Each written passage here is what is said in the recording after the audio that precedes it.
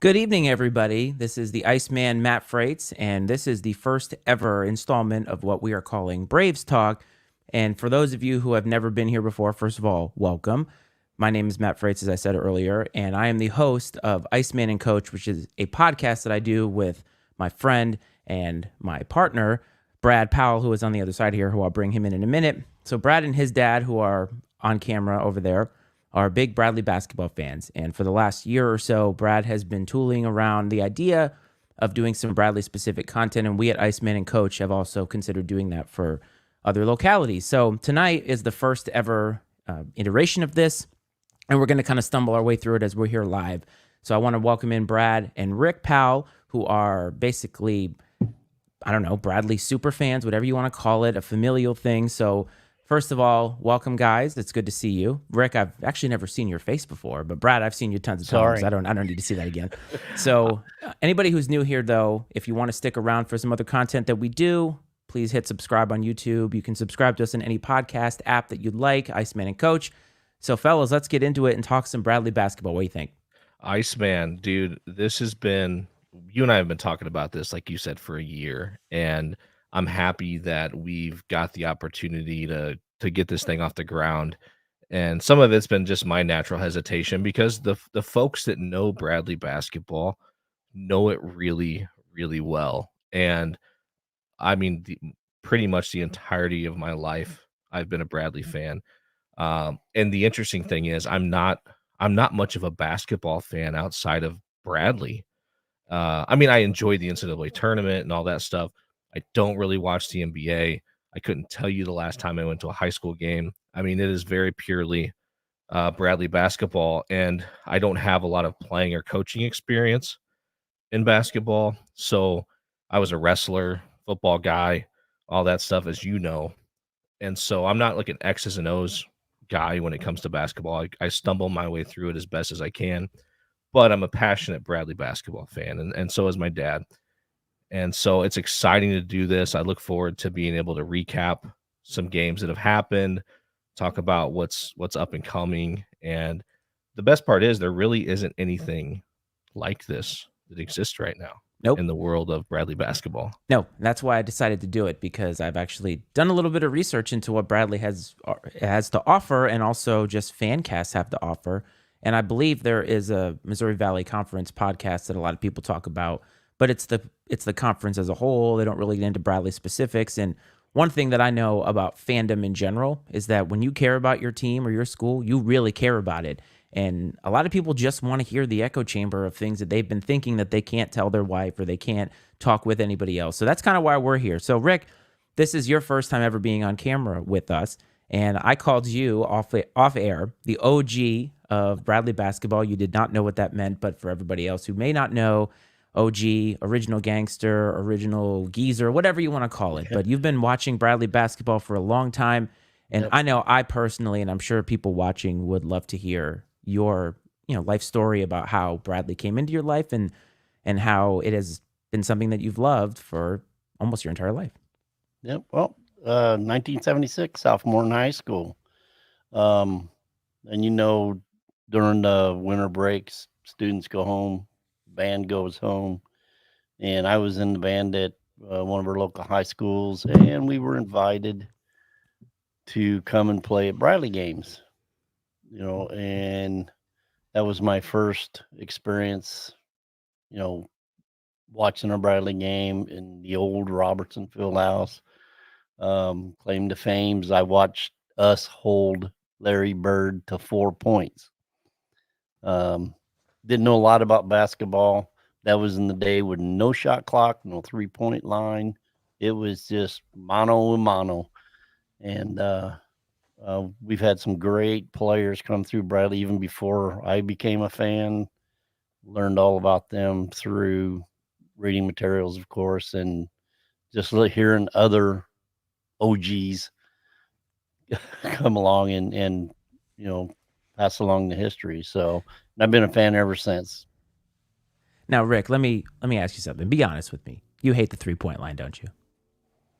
Oh, no, it makes the game exciting. Oh, all right. I love it. Because when you bring up Larry Bird from the 70s, I assume, or at least most people who do, don't like the shot clock. They think the game is way too fast. It's ruining the game. So just poking a little bit of fun at you. That's all. Well, with the shot clock especially, what it did, it took away the four corners, the delay. Yeah, the come and get it type of deal. Away. It took that away.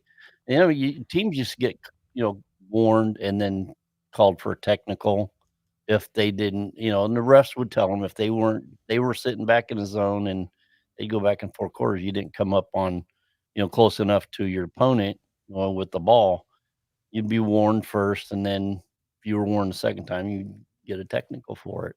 But it eliminated all that. The shot clock did. So, it separates those who can from those who can't. There you go. I like that. So, Brad, you obviously have a history with Bradley basketball. And for those of you who didn't put it together, Bradley, these two things actually have something in common.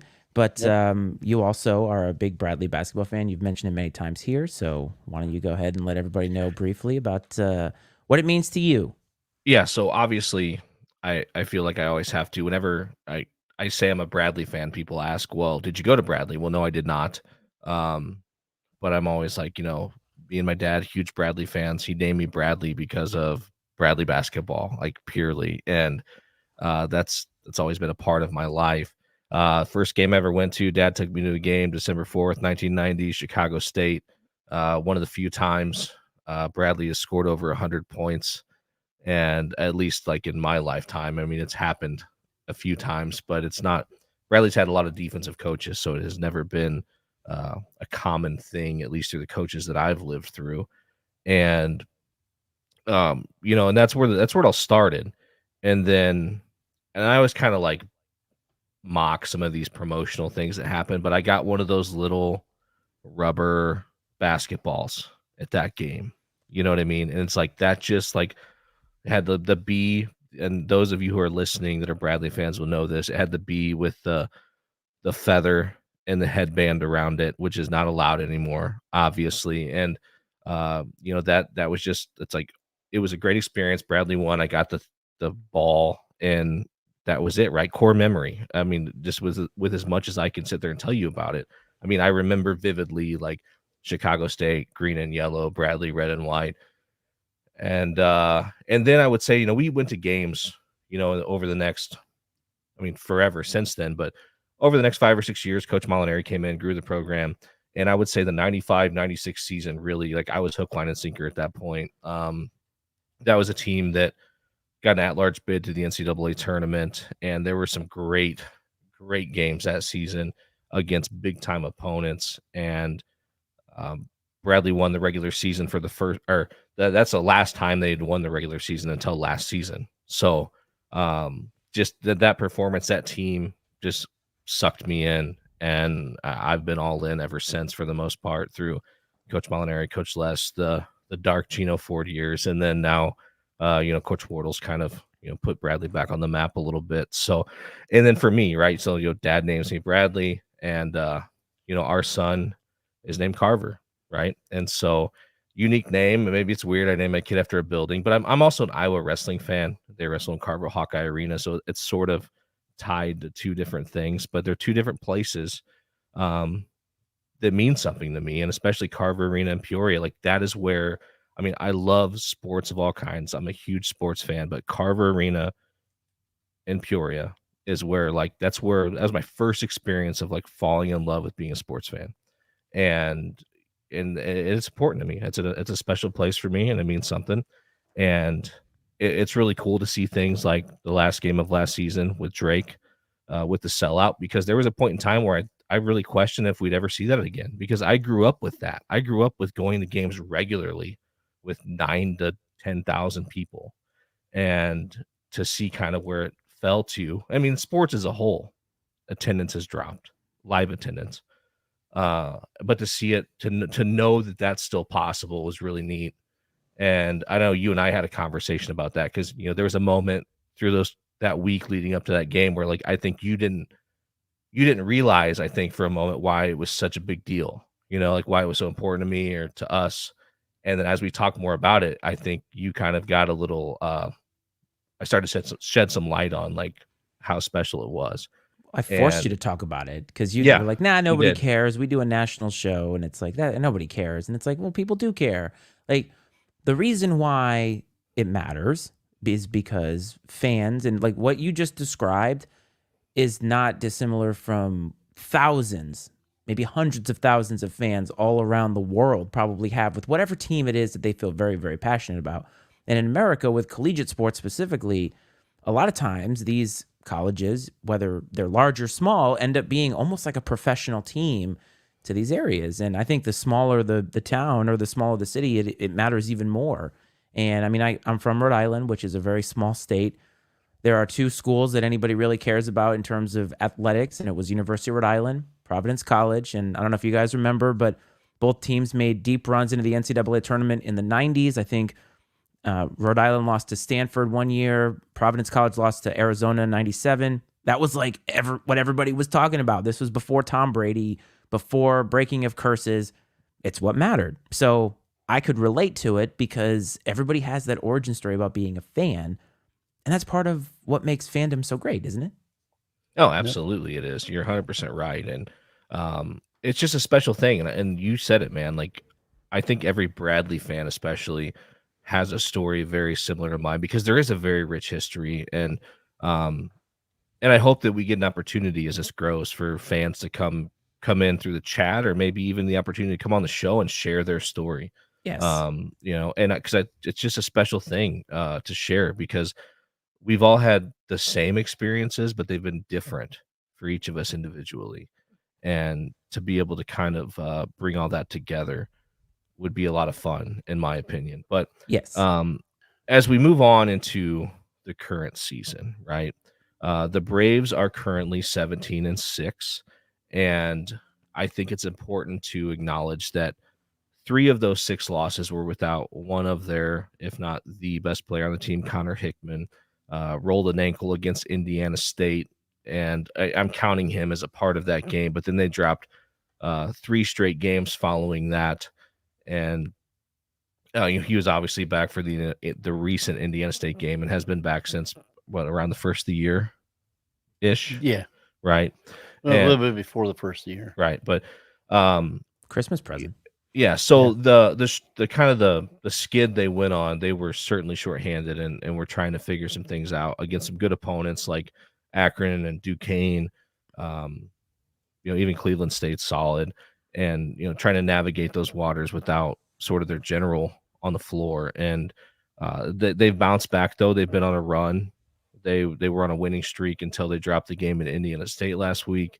But they've won 2 in a row since then. So things are looking really promising. Things are set up for, I wouldn't say that their fate is entirely in their hands. They're going to need some help if they want to win the league, but they're set up to put themselves in a really good position to at least be there if Indiana State does slip up, and at the very least have the 2 or 3 seed in the tournament and be in a good position to win the tournament. And dare I say, um, maybe do what's necessary to put themselves at least on the periphery of the bubble if they don't win the tournament. Now there's a lot of stuff that would have to happen to make that dream a reality, but I don't think it's completely outside of the realm of possibility. Hey, Rick, are you surprised that this team is where they are, as successful as they were last year? And the attrition year to year can be quite a bit. You lose your best player, he transfers out. And was there a sense of realism as it comes to like, okay, if there's a little bit of a drop off, last season was so great, winning the conference outright in the regular season hadn't happened in forever. And then you come to this season and the team seems to be responding even after losing a great player. And now here they are, as Brad said, kind of their destiny is in their hands as long as they keep playing well. Yeah, no, I'm not surprised. I'm surprised with the 5-game losing streak, but then when you lose, Connor Hickman for what was it, 4 games, 5 games, something like that. Yeah.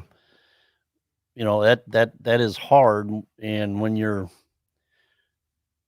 struggling with having a deeper bench with guards that makes it kind of tough. But no, the players we lost were interior guys, and we lost a great one in Rink Mast, and then the spark plug in Jay-Sean Henry we lost. And those are two virtually almost impossible players to replace. You just kind of fill the shoes and hope they, who comes in develops. And Daryl Hannah has just been outstanding this year. Plays a totally different game. We just do it differently than we did last year. And I think in many respects, we're actually better. We definitely play the game faster. We played a faster pace that we played last year. We're not as we were a little more physical last year with Mast and Henry for sure. And Jashawn had that X factor. You could bring him in, and it's like he just changed the game instantly.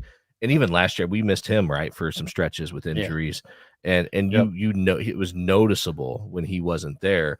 And so we knew that would be a big loss. And that was the only departure that was like certain last year, was we knew he wasn't going to be able to be Yep. back. Most people thought Mast was going to leave, I think, and go overseas and play pro.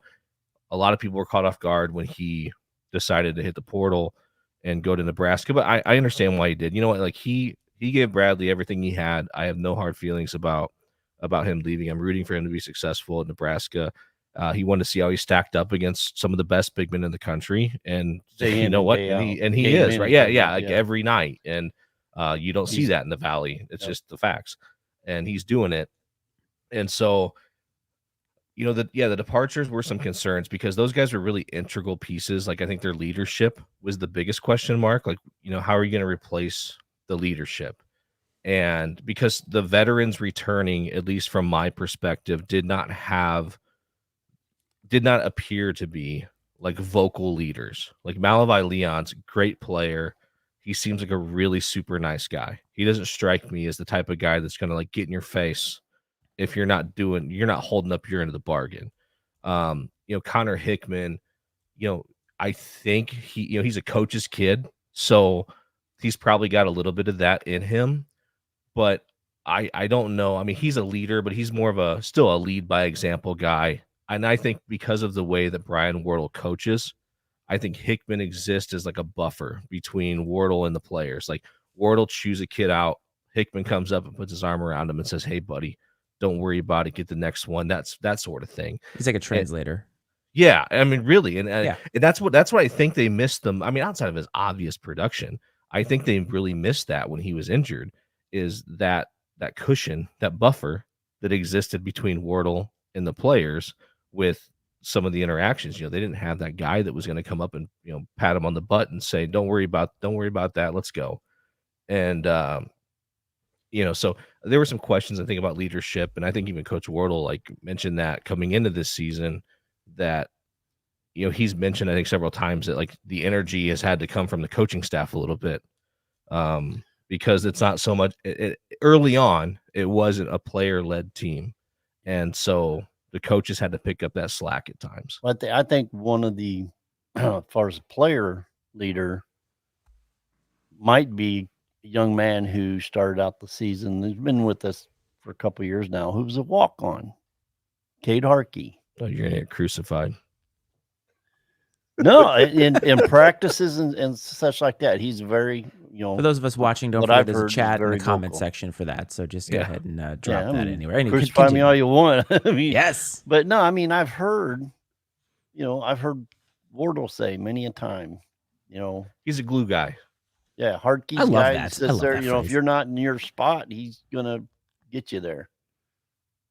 And that's one thing. Hey, and I'm not. He seems like a great kid, and he is. He's the type of kid you can put him on the floor. He's going to do exactly what he's supposed to do. He's going to be exactly where he's supposed to be. But at the Division I level, you cannot overcome the talent disparity.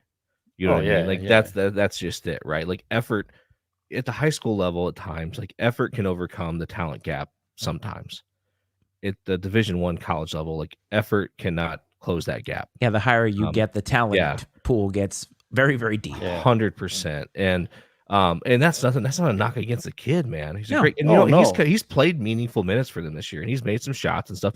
But he can't guard anybody, and it's not because he Yeah. doesn't try really hard. Yeah, It's just he's outmatched. I'm not period. gonna design a game-winning play for him. I certainly mean- hope not.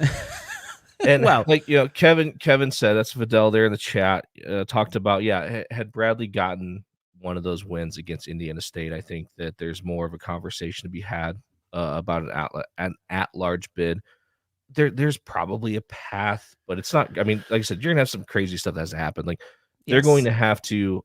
You're going to want Indiana State to win out from this point in time because that makes those losses more valuable. Mean more, be better losses. Bradley's going to have to essentially win out and lose to Indiana State in the tournament championship. But that winning out includes two wins over Drake to do that. Still left to be had. And so we would be in a discussion whether or not we'd get it or not. Well, and what you'd have to have happen is, like, let's say that in this league, if somebody other than Indiana State wins the tournament, that team is stealing a bid, right? Yes, because in most cases, you would view this league as a one bid league, and rightfully so. And so you need the favorite in all these other mid-major leagues to win.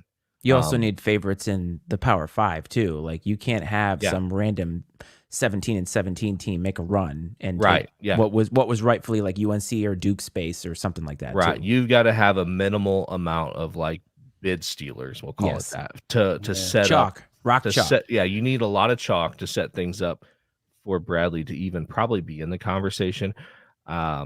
Now, that being said, though, like it's not outside the realm of possibility that they win the tournament. It's hard to beat a team 3 times in one season. Mm-hmm. And now, granted, Bradley's going to take care of business to get to the championship game when the time comes, assuming they end up as a 2 or 3 seed where they'd be on the opposite side of the bracket. But once they get there, though, I mean, I have no concerns about taking on Indiana State again. I mean, they're a beatable team. They're very good, and the style at which they play gives Bradley a lot of problems. They're very physical. They play fast, and they play really good defense. More so, I would say aggressive defense, which gives Bradley's guard some problems. And we can talk about that when we get into the review a little bit. But that's a perfect segue, because when Brad and I went live last week talking some NFL football, we did it before the Indiana State game because Brad knew that he wasn't going to want to do a live show after a loss. That's exactly what you said. And that game ended up going, I think, a lot better than you anticipated. I mean, I think you anticipated that Bradley was going to play well, but you also knew that Indiana State's a good basketball team. And game went into overtime. The score doesn't really indicate how close it was. I think it was a 9-point loss in overtime. Really a great performance, right? But just ran out of gas at the end, and it is what it is. But I think personally that there's a lot to take away from it. I mean, a loss is a loss, but you stood toe-to-toe with what is considered the best team in the conference, and that is to bode well confidence-wise as you get into these very, very important late-season games. I mean, the games matter more now than they did in November. You're right. I said going in, if Bradley went in and like just showed well, I would feel good about it. And then after they had the ball with a chance to win the game and then lost, I didn't feel so good about it. They baited you. It's They weird. baited you. They got you. You're like, I didn't want to care this much. And honestly, man, I feel like we mismanaged that last possession a little bit because Indiana State had a foul to give, and they had been guarding the ball aggressively the entire game. And so to think that we were going to be able to bring the ball up and dribble it in the corner for 20 seconds until we could take a last-second shot seemed – I mean, like I said, I'm not a basketball guy. I'm not an X's and O's guy, but that even seemed a little foolish to me. And I'm not taking any shots. As a former coach of not basketball, but other sports, I always assume that there are things that coaches know and understand that I don't know. And I'm sure that's the case here. But I don't think it's unfair to question it a little bit. No. And so that's where I'm at. I'm like, it just seems strange to me that was the plan, considering the way the entire game had played up to that point in time. And then once we kind of got stuck in the corner, nobody came to help. There wasn't a screen. Another guard didn't come out to get the ball. Thank God they called a foul on the steal because, I mean, I wasn't so sure they were going to. Honestly, it seemed like kind of a late whistle. I might sound sometimes as delayed, so I can't tell. It always feels like a late whistle. Maybe it wasn't, but uh, but even then, what was it, 7 or 8 seconds, and freaking ESPN jacked it up, and we Yeah. didn't even get to see the last possession. Like We they had to missed watch it. replay Yeah, they later, missed the last possession. and I wasn't real thrilled with the play that Yeah, was I mean, we got a drawn shot up. We got a shot up, so that's all you can ask for. But Indiana State is one of those teams that they hit home runs in the transfer portal with Swope and Conwell at the guard position. They hit absolute home runs compared to the roster to bring in to complement the roster they already had in place. And that's the biggest thing. And the Valley's a guard league. It's a guard driven league. And their guards are better than our guards. Now, our guards play very well. Bradley's guards do Yeah, a but good they're- job, but they are a little undersized. Okay, which is the truth. They're a little turnover prone. And then when you put that against very athletic, talented guard play, um, it's a recipe for it could be a recipe for disaster. And it wasn't in that game. We found ways around it. But when it came time for the the rubber to meet the road, and when the game was on the line, guard play is sort of what decided it. And that's despite Duke Dean going off for 31, which was great. That's what kept Bradley in the game in the second half. He was on fire from three too. Like the whole team. I mean, he's Shot what? well What's from he? three. 5'10". 5'8". They list him as 5'8". He's probably not, probably 5'6". You know what I mean? Like, he's a little guy, and he's half blind in one of his eyes. Well, he's born half blind in one eye. So, and that's what I always say is what we have to understand at Bradley. And I say this with all due respect as a passionate Bradley fan, is a mid-major school. You are sort of like, it's a little bit the island of misfit toys. Like the players you get are gonna be, they're going to be flawed, right, in some area of their game. If Duke Dean was 5 inches taller, he would not be at Bradley. Yeah, he'd be You know what I somewhere mean? else. Yeah, Yes, I mean, I do. and that's just the truth. Like if Duke Dean was 5 inches taller, he wouldn't be at Bradley. I mean, we could go down the list, through the roster and say if this guy was better at this, if this guy wasn't as bad at that. But that's the pool you have to draw from as a mid-major. And I think it's been really impressive what Brian Wardle has been able to do with especially this roster, because I mean we're not deep. We've got about four scholarship spots that are absolutely useless. Two for sure. And I guess if you add now they gave the walk-on scholarships to 2 players left. So let's just say solidly 4 scholarship positions that contribute 0 for the most part. And so we're playing practice players. Yeah, I mean, we're playing 8 guys, and that's not unusual. But I mean, we are especially the guard position. We are one injury, like serious injury, away from being in deep, deep trouble. And I mean, and we saw that when Hickman went out in that 5-game stretch or whatever. Like, it made a big difference. And I don't know if it would matter if it was him or Duke Dean or Demarion Birch. I think if any of those 3 guys went down, like, it would be detrimental. I mean, more so Hickman and Dean than Birch, but like Birch still, like, especially if you get in foul trouble, it's nice to have him, and he brings an element to the game. Birch is going to be a special player. Yeah, he brings an element to the game that our other guards or no one else on the roster has. He can attack the basket, create his own shot, get to the foul line, and we don't have anyone else that can do that consistently. Plays a little out of control right now, but he's got an ability that you can't coach, can't teach it. And I love that, because I've always said this, that you can, a lot of the international players that Bradley has gotten, they're very skilled. They're very fundamental. They lack that dog, right? I was going to say, yeah. Their fundamentals are on point. Yeah, but you sometimes need guys to have imagination, to get their own shots, make their own shots, right? It's like, I don't need a guy who can do a great bounce pass every time. Like, I need. And he's a young man that averaged 27, 28 points a game in high school. Yeah. And, to see some of the shots he puts up and they go in, I'm like, man, there's a lot of luck in that. But, well, if he's averaged, 20-some points a game in high school and he comes in, and of course, he obviously he's not going to average that in D1 basketball right now, but that's how he made all of his shots. Not all of them, but I mean, Sure. his nature of his game is he drives and he'll pull back off balance, throw up a heave, and it goes in. Hey, ask Brock Purdy. Better to be lucky than be good. Let me tell you what, because he's in the Super Bowl right now. No. Well, So do you have any thoughts though on, I mean, I kind of rambled a bit about the Indiana State game. But No. you had anything you want to add?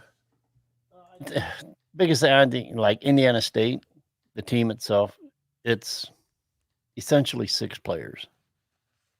What's going to hurt them? They're very good. Well, I'll say that, but they're very good.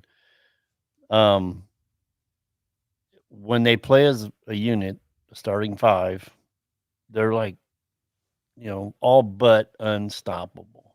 You can stop them. I mean, Bradley played them to overtime. You can't. There's no getting around that. We didn't get up 20 points this last game like we did the first time we played them. So we stayed right with them, and we had an opportunity to win it at the end. But the problem, what's going to happen? It's a long season. Long season. We're coming down to the end of it, the last month. For 5 guys to play the minutes that they do, time they get to a championship game, even if they get the first round bye, they still got to play 2 games to make it into championship Sunday. There's going to be some tired legs. Bradley's got a little bit deeper bench.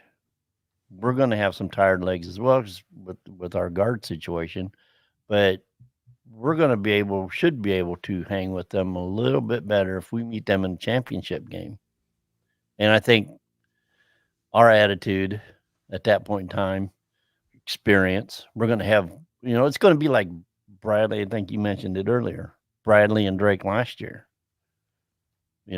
We had some younger guys, but Drake last year had 26, 27-year-olds who's been in this situation before. I was actually going to make that Very joke. well Weren't they only experienced. 29 years old? Well, but we got older guys now, experience, and the scary thing is wait till next year.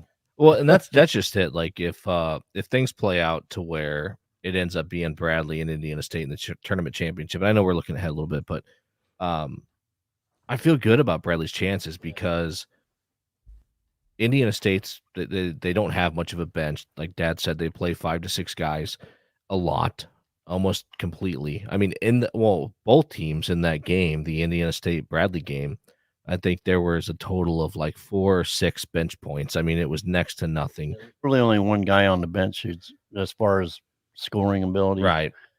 that contributes. Sure. Bledson. Yeah, and so he beat us. Right. and that's what happens, right? But I'm saying to win 3 games in 3 days is hard for any team, especially a team that has no depth.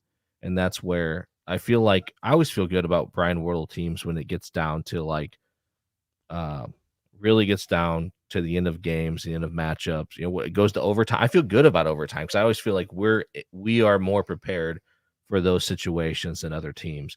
And when this game went to overtime, even though it was on the road, I felt good about it. I'm like, man, I felt like we were probably in better shape. We played 2 other overtime games this season. This was Indiana State's first overtime game. And so I felt good about that.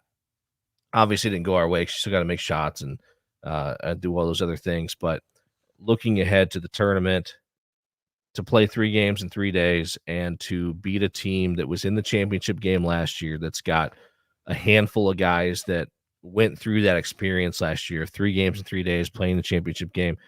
That's not, if I was Indiana State, I would want anybody but Bradley in that situation because of those factors. So looking forward to that. And maybe that's time we put a lid on Indiana State, move on and talk a little bit about the Northern Iowa game. So Northern Iowa came to town Wednesday. Ben Jacobson, most tenured coach in the Valley.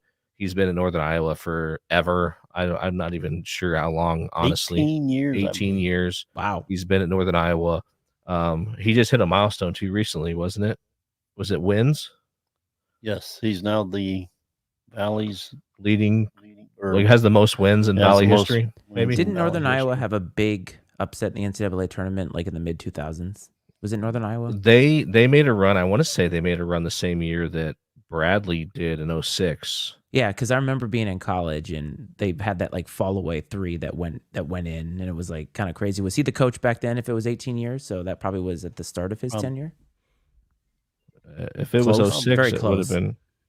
It would have been Very, real very, close. very close. Yep. Yes. I mean, Northern Iowa's always been really solid. I mean, it's funny because in my childhood they weren't. I mean, remember when I first became a Bradley fan, they were not a factor. But then for the last decade plus, they've always been in the top of the league, and so they come to town. And no matter what their roster's like, what their record's like, because of how well coached they are, you're always concerned about that game. And you wanted to know how Bradley was going to bounce back off the Indiana State loss. And I felt like we came out sort of, I leaned over to Dad during the game and I'm like, hey, like 2010. So Kevin says 2010. So 2010 was the year that you and I went on the run. But I said, hey, I feel like we're playing sort of in another gear a little bit. Like I felt like we came out and we were playing faster, more aggressive.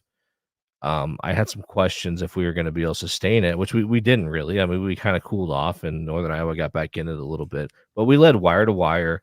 Their perceived best player, Bowen Bourne, probably he was a non-factor. He was a non-factor. He still got 16. He got 16, but a very quiet 16 that didn't matter. Probably the most hated player in the league. He is an expert flopper. I mean, the dude's 5'11", little scrawny white kid. Like Caitlin Clark? He's just a pest, man, like is what he is. And I think most people would describe him as that. He's a pest.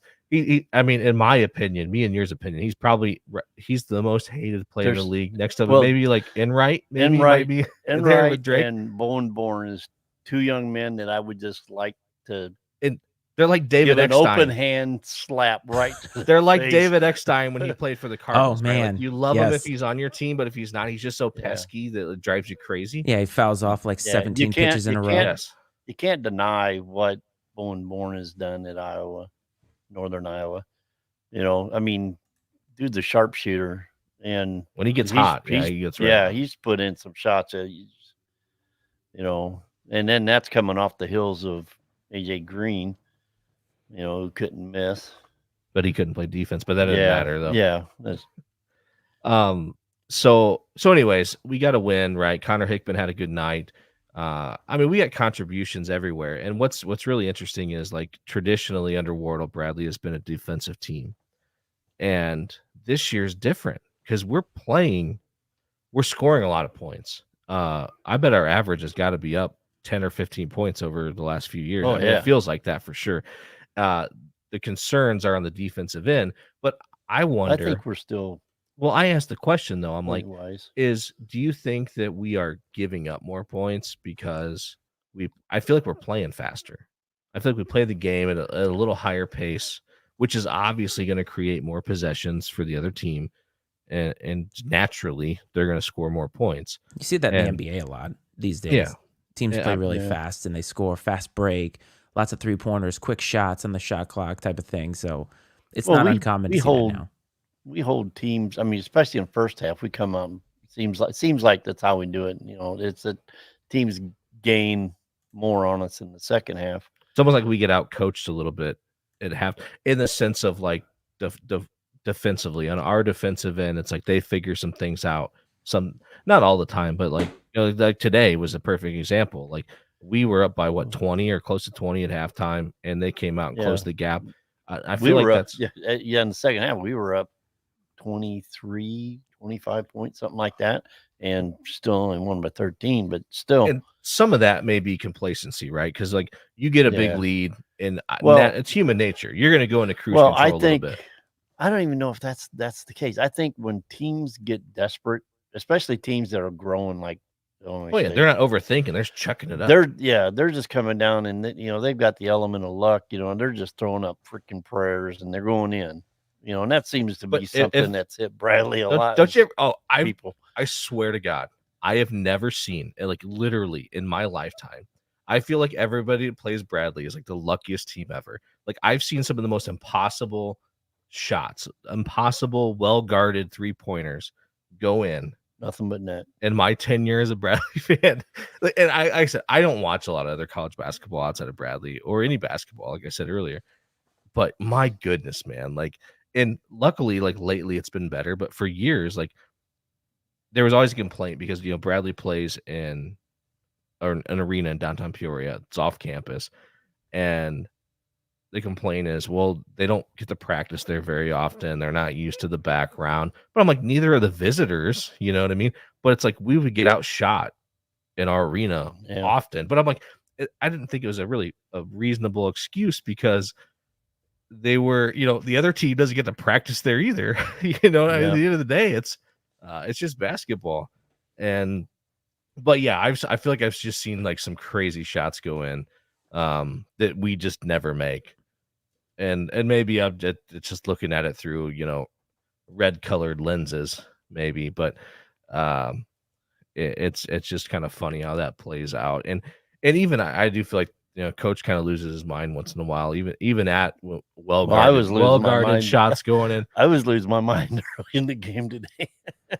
Yeah, well, actually, speaking of that, so moving on, Northern Iowa's big win, and then you get, what is it, the Battle of I-74, right? Illinois State, yeah, so the Redbirds. So it was always known as the War on 74, and then after 9/11, when we went to real war, they changed it. They decided that maybe it was a little insensitive, and it's really hard for me because that's what I grew up with. To like, and then it was with I-74 rivalry, maybe is kind of what it's officially called now. But anyway, yeah, I mean, we're talking about. Call it, but I see the Flyers on X, formerly known as Twitter, had just call it Musk.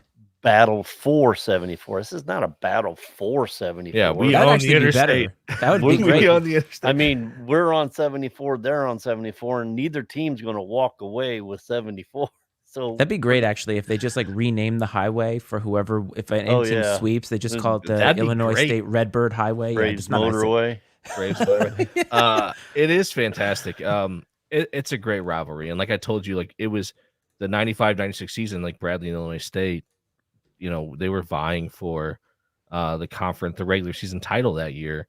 And that's the year that really like pulled me in. And so it's always been such a heat. And the schools are separated by less than 30 miles, 35, 40 miles, and I think they're the closest of anyone in the league. Maybe UIC and Valpo might be closer now, but that's no. Okay. So closest of anyone in the league, I believe, and a long time rivalry. And I do want to read this comment here. So Cooper says, we get a lot of baskets off of weird deflections and even off some poor passes that get deflected and leave the defense out of position, and we get the ball to an open guy who gets a shot. Yeah, I mean, for sure. And yeah, quicker teams break down some of our guys easily off the dribble. So we have to recover a lot, which, I agree. Part of why ISU had a chance to cut the lead is, that's part of why ISU had a chance to cut the lead, but we're so dynamic that we can cover for that. Yeah, we're very athletic. We're very long, and I think that helps tremendously. Our length is our biggest asset, because I got to imagine where you may think that you have a passing lane or a lane to drive, visually may be there, but the second you go to do it, it disappears because of our length and our athleticism. And that's something that hasn't been the case in the past. Now, we've been a little more physical where, like, you might have to consider the fact that you're going to get physically contested at the basket if you want to take it there, where that's not so much the case this year, unfortunately. Now, we got some guys that'll block some shots, but but we can't have Davis and Birch flying directly at a three-point shooter. No, yeah, we fouled more three-point shooters the last few weeks in like the history of basketball, but it's can we get the intern to fact check that? It's got to be close, man. Like it's just been insane how many 3-point shooters we fouled, but it's really, it's just because of the damn rule, like, because none of them have been agreed. I mean, maybe one of them was, but like for the most part they haven't been egregious, but like it's that whole, like, you got to give the guy space to land, like that's the deal. And I get that, it's probably a safety thing, but these guys, they're pros, man. Like they kick their leg out. They kick their leg out. They make a little contact, and it's just like the softest foul ever, in my opinion. Yeah, that's like. And again, I feel like it's one that never goes our way, like ever, and that's what blows me away. Starting to sound like a Cowboys fan. Watch it. Well, and I'll say this though. I feel like we've been better about it recently, but we don't take contested threes. Like we got guys that they'll be wide open and they don't shoot it. Let alone when they're covered. I mean, I feel like I said recently, last few games we've had a little bit more to us in terms of willing to take those shots in a little tighter of a window. Like today, Connor Hickman hit a great step back off a screen where he was fairly well covered. And we've seen more of that here lately, but we've also seen plenty of guys be wide open and pump fake or pass up a shot, and that drives me crazy too. And we don't play to contact very well, and that goes back to what we talked about earlier. With there's just not the physicality that you'd like to see. That comes from our foreign players, I think. Yeah, and I guess you just got to take the good with the bad with those guys, right? You get the technique and the fundamentals. You're lacking a little bit on the play to contact side, and that's the nature of the beast, I suppose. Why do you think that is? I think like just the overseas style of game. Yeah, the overseas games kids are brought up, and they just I don't necessarily think they play necessarily as physical. They may have practices harder because who was it? I don't remember which one it was. Came in early in the year and they were doing some drills or something like that, and said, "Oh, this is nothing, compared to what they were used to." And I'm like, okay, I don't know what your guys' drills were, but yeah, I mean, I think we play a little faster, a little more physical. Obviously, not as fundamental, which I don't. I mean, as a country, not as fundamental. I mean, we've seen it, right? Like, I actually watched the Redeem Team documentary on Netflix last night, so I feel like a lot of this stuff is like fresh in my mind about kind of having to adapt the way that we play the game at the international level in order to compete, because it is different. And okay, Jonah, what's hilarious about that is several years ago, Bradley was playing someone on national TV, and the commentators referred to Bradley as being in Indiana. But they are certainly in Peoria, Illinois. And but that's what was funny, is they referred to them as being in Indiana, which is great. But great question.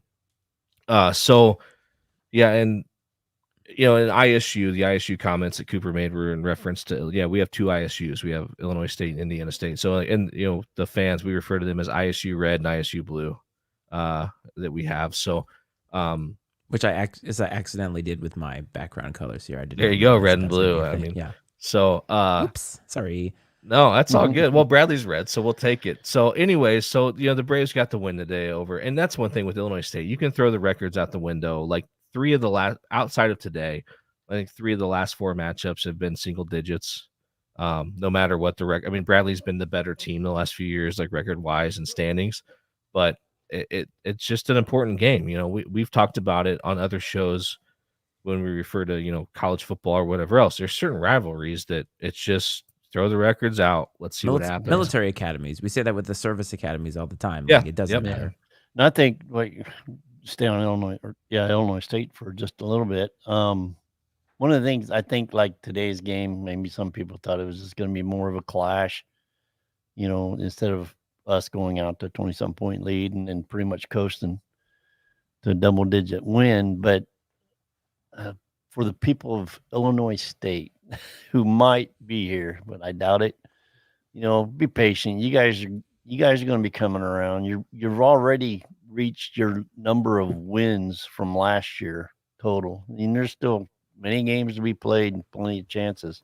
And Coach is only in his second year there, right? Yeah, Coach Pedden's only in his second year. He's brought in some players. They're just not up to code, let's say that. Not up to par with everything else, but they're getting there. As far as the rivalry, I mean, you got a new coach. I don't think he necessarily gets it, completely. He can't have the full fill.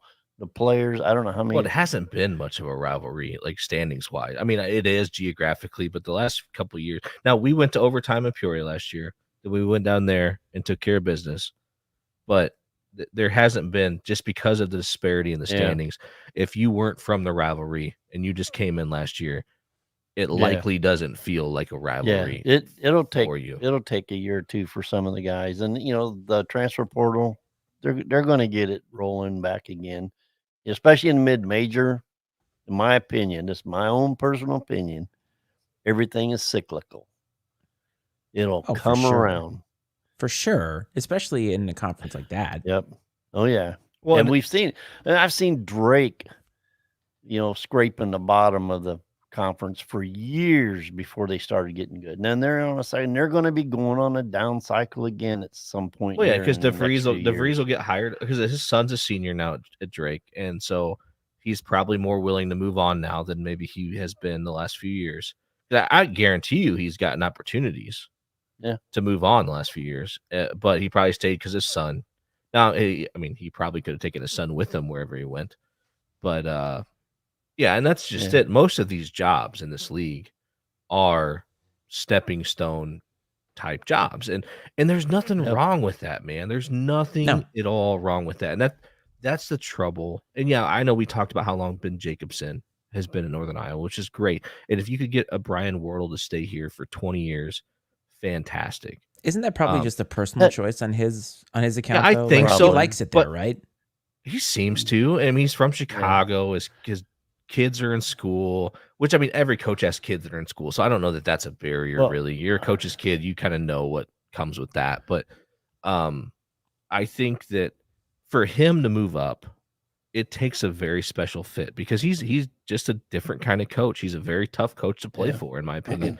And he couldn't walk into one of these Power 5 schools that's got one and done type players Oh, yeah. and succeed, right? I mean, Yep. just because he seems very system driven, and it's like, hey, like you have to fit into his system. Like My he way or does the not, highway. he does Yeah. not play to the egos at all. And except for his own, maybe. And I like him a lot. I'm going to preface by saying that I have no problem with Brian Wardle. I mean, as far as what he's doing as a coach here at Bradley, but I think that, optically you can look and you can make your own opinion about what it might be like to play for him. And I don't think he's easy to play for. And I think that and I think he knows that, and he would have to find the right fit. He would not leave for just a job that's going to pay him more. True. I don't think that would happen. So, Rick, what were you going to say? Yeah. Well, I'm on a bigger picture of things, because I love the Missouri Valley. It's a very good mid-major conference, outstanding. And I think what's going to make us even stronger as a conference is for good coaches to hang around like Ben Jacobson has. 15 years, 20 years, as long as you possibly can.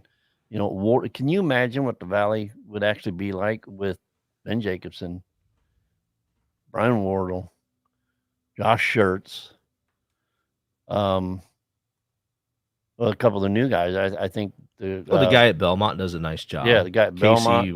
Is it Casey Alexander's? Hold down at Murray State. If these coaches stay, because I think basketball, D1 basketball across the country, I mean, you still got the power conferences that are still plugging away, but I think a lot of mid-major teams, look at the Mountain West as an example, is parity.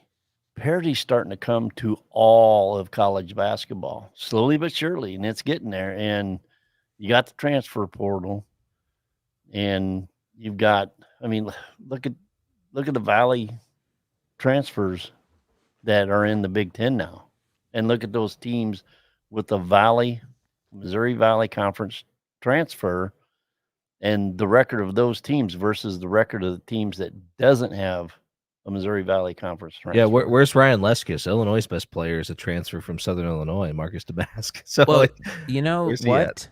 When I'm listening to you guys talk about this, right, about coaches, it makes me think of the Big East of old, how the Big East used to have all of those coaches, Jim Calhoun, Jim Boeheim, right? Like they did the Requiem for the Big East and 30 for 30.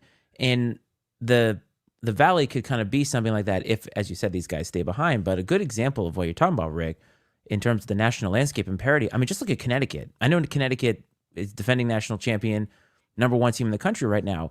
But when Jim Calhoun left, they were on a downturn, and they were pretty much nothing for a while. And on the other side of that, the men's team rises up, and Gino Auriemma, who had an absolute just Nick Saban-like dominance over the sport, is now facing. I actually asked my aunt the other day about him. I'm like, how much of an appetite does he have for this current paradigm of college basketball? Because he can't just recruit on, hey, banners. Doesn't work that way anymore. Nope. You got to show the money. You got to show a lot of different things now.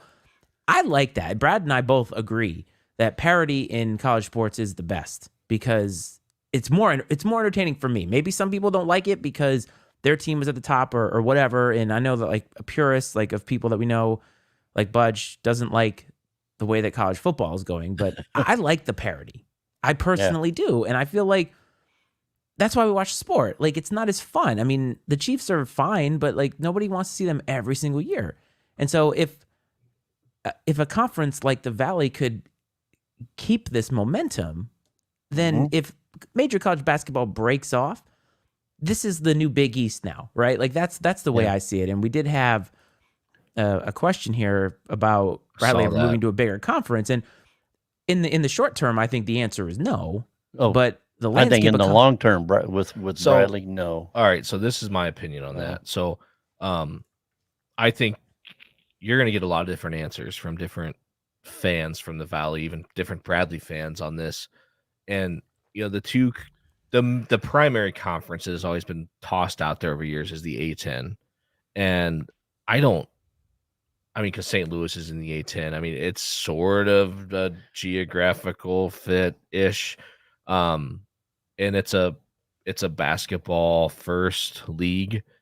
Basketball only league, I think. I don't think they even play football in the A10, but like it used to be one of the sticklers was Peoria's not in the media market, and which is irrelevant anymore. Yeah, arguably, if that's still an excuse or a reason, exactly. Peoria, Central Illinois area is in worse. The media market's not a thing anymore. Yeah, though, because you not can as find, much. I think in professional sports it is, but in college sports, I don't. I don't think it because now you can cover. Like I could cover Bradley basketball from here and never step foot in Carver Arena and probably be fine. Back when I was driving truck, being the Bradley fan, I am, and even was then. I was out driving a truck and Bradley game I know was coming on, and I'm sitting there trying on an AM radio, trying to, if I was anywhere within a couple 100 miles of Peoria, trying to get it. Occasionally I could. I actually one time, this is great, called WMBD radio and said, "Hey, can I get an update on the score, the Bradley game?" They said, "Hang on, we're going to put you on hold and you just listen to it, okay?" I said, "Hey, appreciate it," because I explained the situation. I listened to an entire half of basketball on my cell phone, on hold, listening to the Bradley game. Dedication, folks. That's I love my Bradley, but also that's Peoria, man. Like that's Peoria, and that's Bradley. It's like you call 1470, and you're like, "Hey, man, like I'm a truck driver on the road, big Bradley fan. Like, give me the game." And that was even back when Coach Stoll was the color guy. Yeah, and so I mean, I had a treat. I mean, you had Dave Snell in his prime, and Coach Stoll with all his color and stories, and it was great. That is excellent. So let me talk more real quick about the conference thing. So yes, go ahead. So I think the pipe dream for Bradley is the Big East, just because they fit based off the fact that it is a private school that is a basketball focused school without football. Now, I think UConn might be the only school in the Big East that plays Division I football. Possible, I believe. And so and even like geographically with Creighton, Marquette, DePaul, Butler, Xavier, I mean, like they fit geographically. Now the difference though, when you start talking about Omaha, Nebraska, Milwaukee, Indianapolis, Cincinnati, Peoria, Chicago, Peoria doesn't fit in that sense. But again, we talk about I mean, like, let's look at DePaul. DePaul is in the gutter right now. And they're in Chicago and they're in the gutter.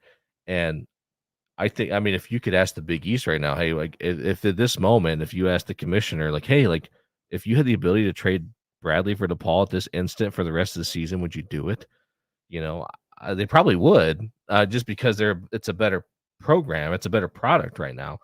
But it's I'm very interested to see one, like, football is going to control everything. So we'll see what happens with big time football and if there is a split off at some point, because basketball is going to be affected by it inevitably.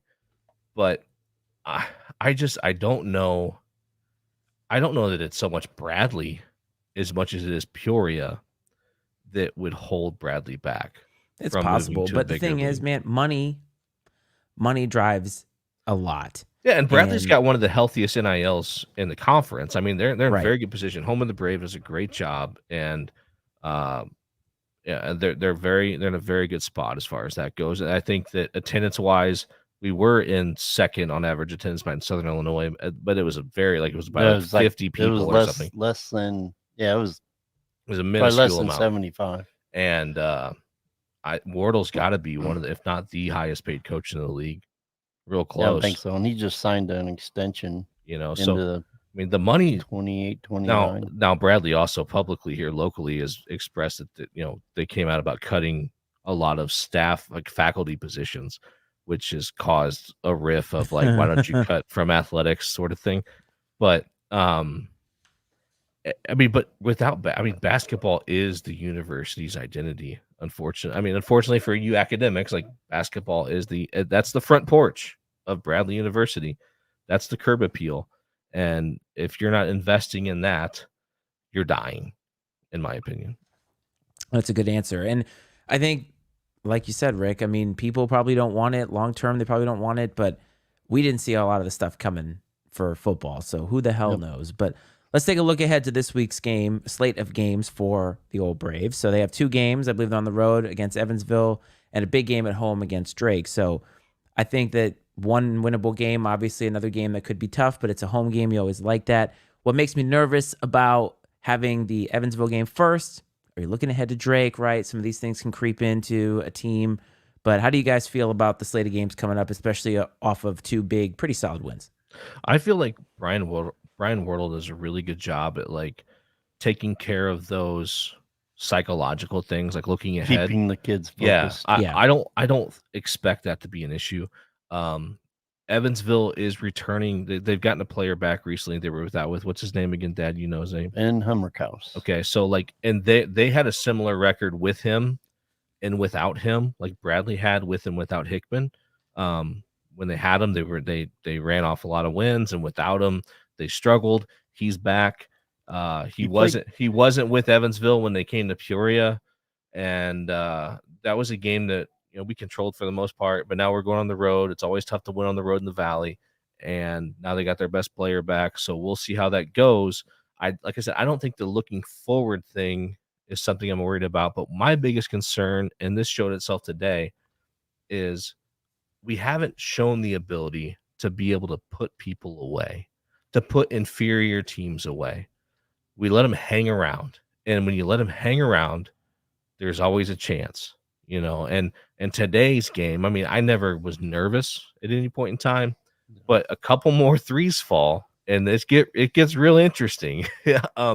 And so for a team that doesn't shoot the 3 very well, they shot it well today. And that's even going in. I said, watch, this is going to be a day that they're just going to be lights out. And they didn't start out that way, but they ended hitting 50%. And what's funny is there's actually two teams in the league, Matt, that you probably aren't aware of that have Bradley transfers. So Indiana State has one, and Jason Kent, who transferred there from Bradley, and Antonio Thomas has one, or Evansville has one, and Antonio Thomas. Now, he didn't go straight to Evansville. I think did he go JUCO and then to Evans, or did he just go to like a D2 or just lower level D1, something like that? But yeah, there was somewhere in between. Kentucky. And what's crazy is that dude couldn't make a bucket at Bradley to save his life, and what's he averaging there? Do you know? I mean, he's had a really good season. He's been a solid scorer for them. Yeah. And revenge game. And Well, when they came to Peoria, he didn't get it done. So I mean that would have been the time to do Yeah. it. But anyways, I mean, it's a game Bradley should win, right? It's If Bradley is who we all think they are, this game should be a win. It's it, solidly in the win yeah, column. it should be a double-digit win. If we had to worry, it's that okay because we're defending conference champs. You're going to We're get everybody's best Bradley. shot. We're going to get everything they can throw at us, I'm sure. And with Ben Hummerkaus back, even he played today, but they played Valparaiso, even though it was on the road. It was close. They just barely got by. Roger Powell, though, he's got Valparaiso doing some good things. Their problem right now is just their roster isn't very good. He's got them moving in the right direction, and Cyclical again, nature. It'll be interesting to see how long a guy like him sticks around, though. You know, the guy played at Illinois. He was on the Illinois team that went to the national championship against North Carolina. I imagine that in his mind, he envisions himself coaching at the highest level of college basketball at some point in time. So I imagine if he gets things rolling at Valpo, he probably won't be around for long, unfortunately, because it'd be good for the league. Because Valparaiso, since they brought them into the league, has been a perennial bottom feeder for the most part.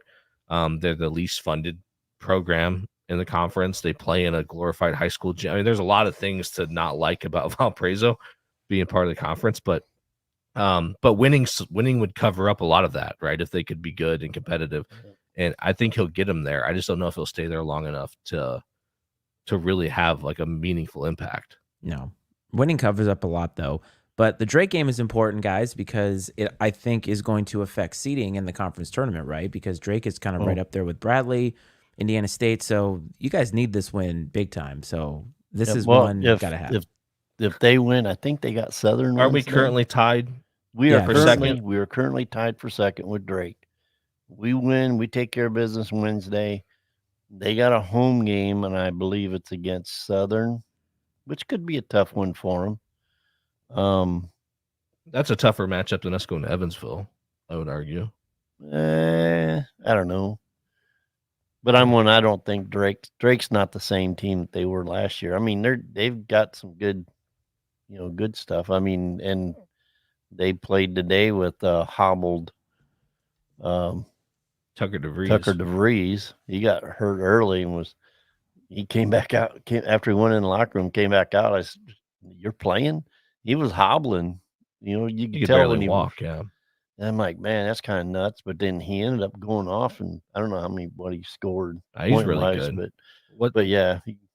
What scares me the most about Drake, I'm not so worried. It might sound crazy that I'm not worried so much about Tucker DeVries because I feel like Malavai can keep him in check a little bit. And whatever, he's going to get his. He's going to find a way to get his. It's going to be Darnell Brody is what terrifies me because he is built like a middle linebacker, and we don't have anyone that can physically match up with him. Like Darius Hannah is a good player. He's very athletic, but he's a small.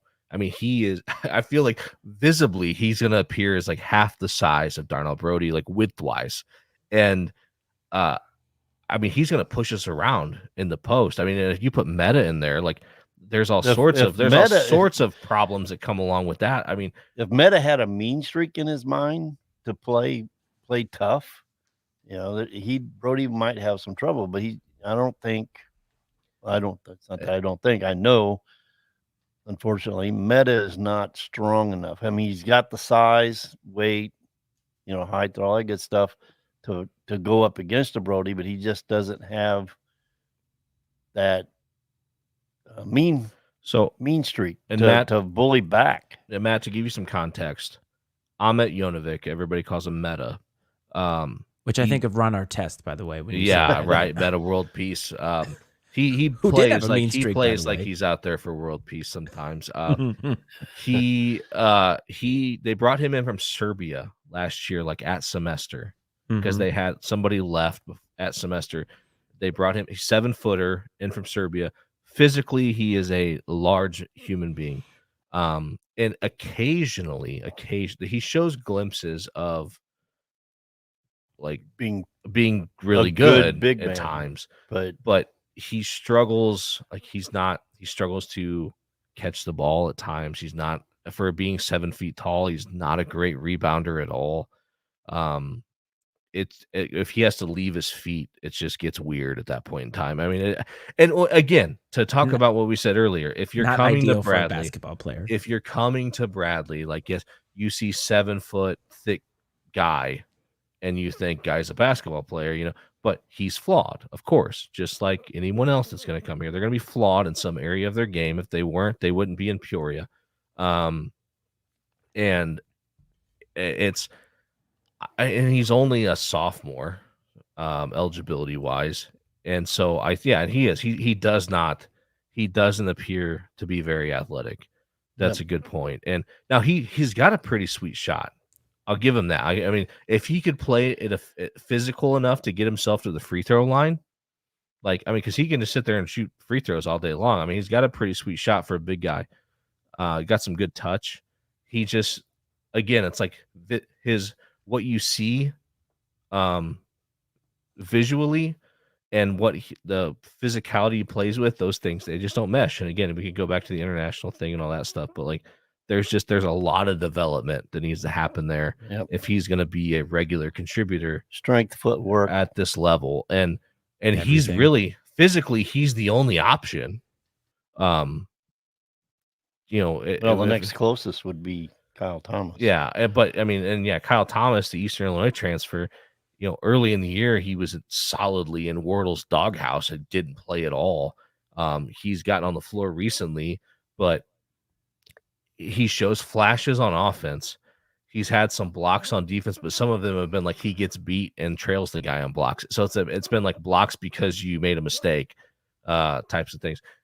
I don't know. I think I'd rather roll with him.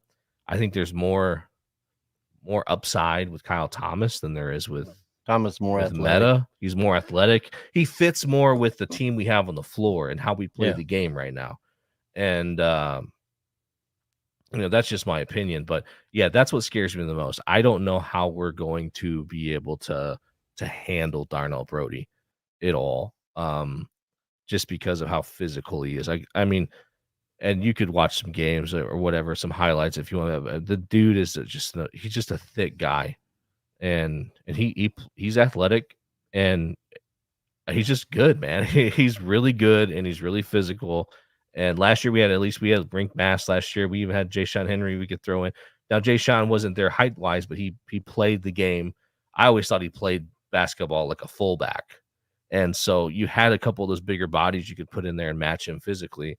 And those dudes just aren't on the roster this year. So that's what scares me the most about Drake. The closest thing to spark plug, I think, if you watch some of the rebounds from Hickman today. But Hickman ain't guarding Brody. No. Hey, the way they switch off of screens, don't be well, surprised. He'll probably have to guard him at some there. point, but on accident. I mean, hey, watch out, because I've seen for whatever reason, I've seen Duke Dean have to guard the biggest guy on the other team's sure center, and I'm like, ugh. But I mean, obviously Drake's going to come in. And last night in Peoria, they got beat in a meaningful game that led to Bradley winning the conference. So I mean, they're playing to keep themselves up there at the top a little bit. So it's equally important to both teams. And you want to stay on the other side of the bracket. Yeah, I mean, and both teams should, because the separation between the top three and everyone else just seems to continue growing, which is good for Bradley, because there's really not much of a difference between 2 and 3, because you're going to get the bye and you won't have to play on Friday, which is beneficial. And I mean, I guess the 2 seed will get the 12-5 was that? No, they'll get the 7-10, and then so they'll get the winner of the 7-10, and the 3 seed will get the 6 and 11, I believe. I just saw it. So I can't remember. I mean, whatever. I mean, it's. But there's not much of a way difference. it's looking right now, regardless. Well,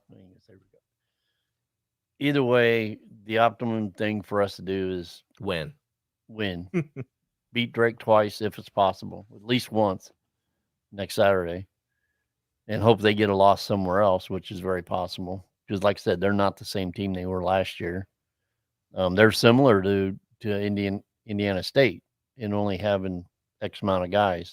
That's their bread and butter, which is actually less than Indiana State. They only got 3 guys. I think that's their bread and butter. But Enright, DeVries, and guys, Brody are their main. Well, they got guys. another guy that can, but you got to keep him in check. But if we end up second, then our hope is we'll end up playing whoever beats anybody in the 3rd seed. Yeah, and I have a hard time on Saturday. We talked during earlier the Drake Indiana State games on. I'm like, who do we want to win this game? I mean, because it's like, what's better for Bradley? But then it comes the conversation of, are we talking about just within the league? Because within the league, it's better if Drake wins, because that closes the gap. That adds another loss to Indiana State. Bradley still has 2 against Drake. But then it's like, again, pipe dream, but you start thinking about the at-large possibilities, and you're like, well, you will kind of want, it's probably best for Bradley if Indiana State wins out and Bradley gets a crack at him in the championship game. And if it doesn't go well, if Bradley takes care of their business, at least until that point, maybe they put themselves in a position to be in the conversation. And you know what? At the very least, maybe you can get yourself an at-large to the NIT, which I think would be considered acceptable. And here's part of why I say you're seriously in that discussion, is because years past, the Valley as a whole has been like the 13th, 14th. I think maybe last year it was the 15th ranked conference. Right now, we're like number 9. Last I'd seen and heard in the net, and that's pretty good. So what am I guessing? What the power? What in basketball they say power 6 because the Big East, Yeah. So after that, I'm guessing you have the A10 and the Mountain West, maybe. I thought, and then it'd be Bradley, and then it'd be the Valley. I Valley. want to say the Mountain West was behind. I think they may be ahead of us now, but the Mountain West is a very well, tough. And Utah State's number. What was Utah State numbers? They're ranked number 17. Bradley beat them. You know what I mean? So that's one thing that's really. But they lost today to an unranked to San Diego State. But it was San Diego State. One thing that helps even like make the at-large conversation a possibility is that Bradley played probably the best they've played in the non-conference in a long time, and then the league as a whole played really well in the non-conference, so that just boosts everyone else's rating.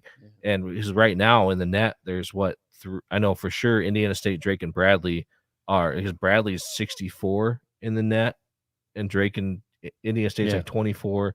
Drake's in the 50s. Bradley's 64. There might be another team in the top 100. Oh, they've close. They've both fallen off. So, but these other teams did well in the non-conference, which has kind of set everyone else up for success a little bit, which has been nice. So, at the end of the day, though, right, you got to go take care of your own business and just see where the chips fall. And yeah, we don't want to look past Evansville, but if Bradley wants to put themselves in any position, even to compete for a league championship, you got to get it done against Drake at home. Couldn't have said it better myself. So big week coming up for Bradley. This is our first episode. I think it was a rousing success. I thought we talked about a lot of good stuff. Next week, hopefully, we'll come back with a little bit of post-game. It'll be some combination. It'll either be the 2 of them over there. It'll be the 3 of us. Who knows? But we'll be here to bring you back with Braves Talk next week. So, guys, do you have anything else closing you want to say to the few remaining people who are sticking around to watch us? Yeah, obviously, moving forward, there will be less like general conversation about the Valley, I guess, and history, because we've gotten it all out there now, right? Yeah. So unless y'all want that, right? But yeah, moving forward, it'll probably be more pointed conversation towards like the actual like recent games, what's happening right now, and I mean, sure, we'll refer maybe back to we can get into the archives if something applies. We can get into great moves and calls by coach, or some of us might not like Meta getting the ball at the top of the key ever. Oh, we had that without a guard coming to take it away from him. That's just said, ridiculous. We had that argument in the living room earlier today. I just said, man, like every offense in America has the I don't care if the it fives is come out to the top of the key to take the ball and like set up screen and roll to the basket. But how many bigs get the ball and try and dribble to the basket? apparently We've I'm seen at Rick Yoda Rink Mass do it a few times, but he's capable. Sure. Sorry, but Meta's not. Yeah. Oh man. Well, you're that's finally coming around. You've been like the president of his fan club here for a while, but Well, I like his upside, but he needs to do what he has to do to get there. yeah. Well, you got anything to tell everybody before we wrap this up? He just told him. That's what we have to do with this podcast. We have to get everything ready, get everything up to the standards that we're meeting. So really, this pod is just like meta. That's what I'm hearing. Yep. Let's get out to the games if you're out there. Need more people, more. Dad'll be available to sign autographs. AIS. I was gonna say next week the OG Bradley podcast with Rick Powell will be debuting live on YouTube for 6 hours as he regales us all about all of his Bradley past.